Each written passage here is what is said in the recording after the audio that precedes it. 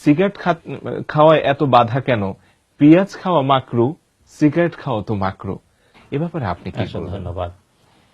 এক নাম্বার হলো যে ধূমপান বা সিগারেট খাওয়া।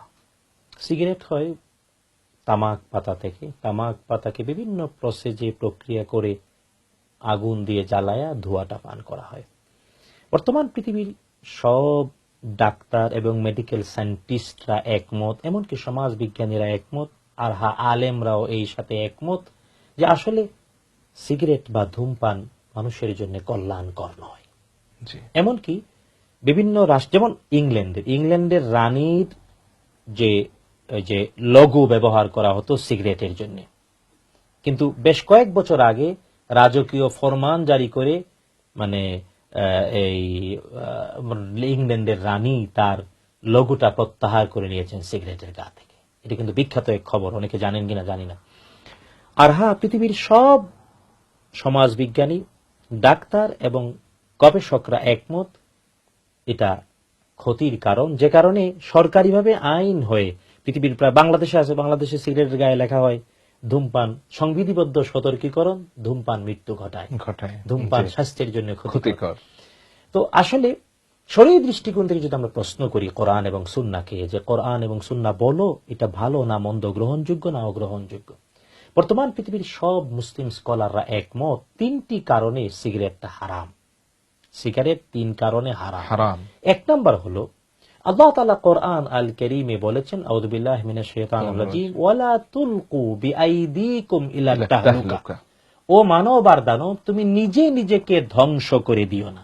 নিজে নিজ হাতে নিজেকে ধ্বংস করা অর্থাৎ আত্মহত্যা করা অথবা নিজের দেহের ক্ষতি করা, নিজের শরীরের কোন অংশের ক্ষতি করার অধিকার মানুষের নাই, দানবের নাই। তো সিগারেটের দ্বারা যেহেতু ফুসফুস ছিদ্র হয়ে যায়, ক্যান্সার হয়, মৃত্যু ঘটায়, জীবন শেষ হয়ে যায়, তাই কোরআনের ডাইরেক্ট নির্দেশ এটা করা যাবে না। এটা হলো এক নাম্বার দলিল। দুই নাম্বার দলিল হলো এই পৃথিবীর সকল মানুষরা একমত ধূমপানের দ্বারা ব্যক্তির কোনো কল্যাণ হয় না, এটার দ্বারা কোনো উপকার আসে না, বরং এটা অপকার হয়। আর যে কাজে উপকার না হয় এমন কাজ করার নাম অপচয়। আল্লাহ তাআলা সূরা বানী ইসরাঈলে বলেছেন, ওয়ালা তুবাযযির তাবযীরা, ও আমার বান্দারা তোমরা অপচয় করো না, কারণ ইন্নাল মুবাযযিরিনা কানু ইখওয়ানাশ শায়াতিন, অপচয়কারীরা শয়তানের ভাই। তো শয়তানের ভাই কি ভালো মানুষ? আরেক শয়তান। তো যে জেনে শুনে অপচয় করে অর্থাৎ সিগারেট খায় সে হলো শয়তানের ভাই, আরেক শয়তান। দুই নাম্বার দলিল। প্রথম দলিল হলো নিজেকে ধ্বংস করছে, দুই নাম্বার হলো নিজে অপচয় করছে, অপচয়কারী শয়তানের ভাই, আর তিন নাম্বার হলো এর দ্বারা পরিবেশের ক্ষতি হয়। যদি একটা বাচ্চার সামনে কেউ সিগারেটে এই লুক্কার ধোঁয়া ছাড়ে, অথবা আশেপাশে যে কেউ থাকে যে পান করে ধূম, তার যেমন ক্ষতি হয় পাশে যে থেকে তারও এমন ক্ষতি হয়। অন্যের ক্ষতি করার তো অধিকার নাই। অন্যের জীবনের ক্ষতি করে যে সে তো অন্যের অধিকার নষ্ট করে, আর অন্যের অধিকার নষ্ট করা ইবাদতের ধ্বংস হওয়ার কারণ। কারণ অধিকার প্রতিষ্ঠিত করার নাম ইবাদত, অধিকার ধ্বংস করার নাম খেয়ানত, এর নাম দুষ্টামি। এই তিনটি কারণে শরীয়ী দৃষ্টিকোণ থেকে ধূমপান হলো হারাম। শুধু তাই না, আমি যদি ইজি হয়ে বলি, সবাইকে বিনয়ের সাথে বলতে চাই, এই সিগারেট বানায় যে তামাক পাতা দিয়ে, আমি দেখেছি মানে সকল কৃষকরাই যত সবজি যত ফসল ফলায় বেড়া দেয়, কিন্তু ওই তামাক পাতার কোনো বেড়া লাগে না, কারণ ছাগলেও খায় না। তো ছাগলেও যে জিনিস খায় না মানুষ খাইতে পারে, আমি তো মাঝে মাঝে ভেবে পাই না। এরা শুধু তাই না, যারা সিগারেট খায় তাদের গায়ে, শরীরে, কাপড়ে, মুখে এত দুর্গন্ধ, কিভাবে তারা থাকে? আল্লাহ তাআলা হেদায়েত নসিব করুন। আমিন। সুতরাং সিগারেটের ব্যাপারটা ডিসাইডেড, স্পষ্ট, কোরআন এবং সুন্নাহর দলিল দ্বারা যা বললাম ক্লিয়ার করে, এর কারণে এটা হারাম।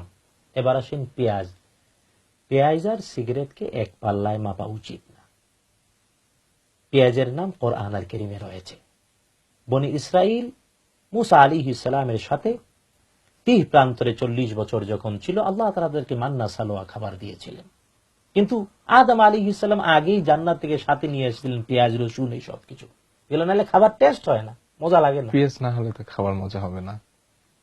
বনি ইসরাইলের লোকজন 40 বছর খাইলো মান্না আর সালোয়া। কিন্তু তারা একবার মুসা আলাইহিস সালামকে বলল, ইয়া মুসা লান নাসবিরা আলা তাআমিন ওয়াহিদিন, ও মুসা একটা খাবারের উপরে আর ধৈর্য ধরতে পারছি না, ফাদউ লানা রাব্বাক, ডাকো তোমার রবকে, ইউমবিত লানা ইউখরিজ লানা মিম্মা তুমবিতুল আরদু, তোমার রব যাতে আমাদেরকে দেন জমিন থেকে উৎপাদিত জিনিস কি, মিন বাকলিহা ওয়া কিসাইহা ওয়া ফুমিহা ওয়া আদাসিহা ওয়া বাসালিহা। বাসালুর মানে পেঁয়াজ। পেঁয়াজের তো কোন শরীফ আছে? হ্যাঁ, কাঁচা খাইলে মুখের ব্রাশ টাশ করলে দুর্গন্ধটা যায় না। পেঁয়াজের শত্রুতা নয়, শত্রুতা হলো দুর্গন্ধের।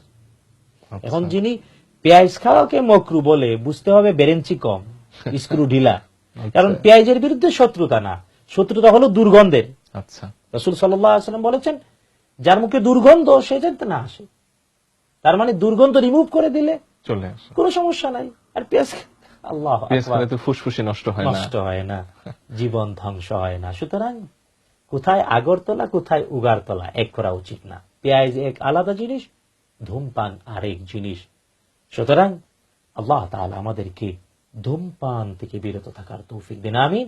আর পেঁয়াজ প্রসেস করে খাবো, কাঁচাও যদি কেউ খেতে চায় খাবে, কিন্তু দুর্গন্ধটা দূর করে দেবে যে প্রক্রিয়ায় সম্ভব, ব্রাশ করে, মিসওয়াক করে, অথবা যেভাবে সম্ভব, তাইলে কোনো অপরাধ নাই। আল্লাহ তাআলা বুঝার তৌফিক দিন, আমিন।